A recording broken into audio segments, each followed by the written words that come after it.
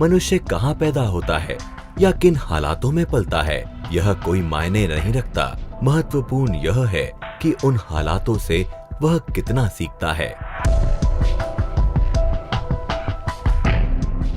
जीवन में गौर करना कि हर हादसे में कुछ ना कुछ सीखने लायक अवश्य होता है। हमारी समस्या यह है कि हम हादसे में ही खोकर रह जाते हैं, वह सीखने का अवसर गवा बैठते हैं। मनुष्य को अपना जीवन संवारने हेतु हजारों से सीखना होता है, अतः जब जिससे सीखने को मिल जाए उतने समय पूर्ता वह गुरु।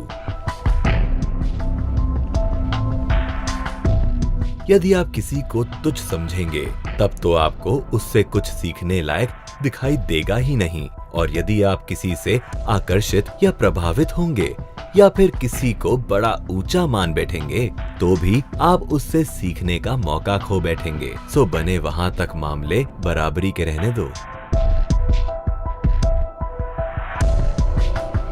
जीवन में सीखने लायक क्या है? निर्णय करने की क्षमता, और जो हम अपनी मर्जियां थोपकर बच्चों में पैदा ही नहीं होने देते हैं। क्या कभी आपने शेर को शिकार करते सिखाने की, या बंदरों को उछलना सिखाने की, या फिर गाय को मांसाहार ना खाने की सलाह देने वाली क्लासेस देखी हैं? तो फिर हमें क्या वह क्यों सिखाया जा रहा है? कहीं हमारे धर्म गुरु व शास्त्र हमें जानवरों से भी गए बीते तो नहीं समझ रहे?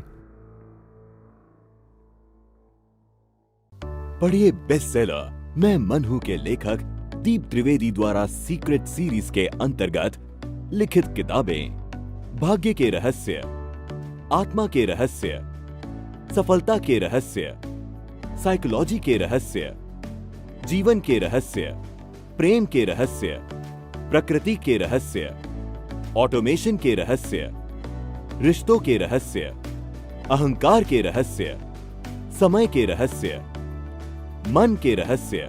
ये किताब अंग्रेजी, हिंदी, मराठी तथा गुजराती में एक साथ atmanestore.com पर भी उपलब्ध है।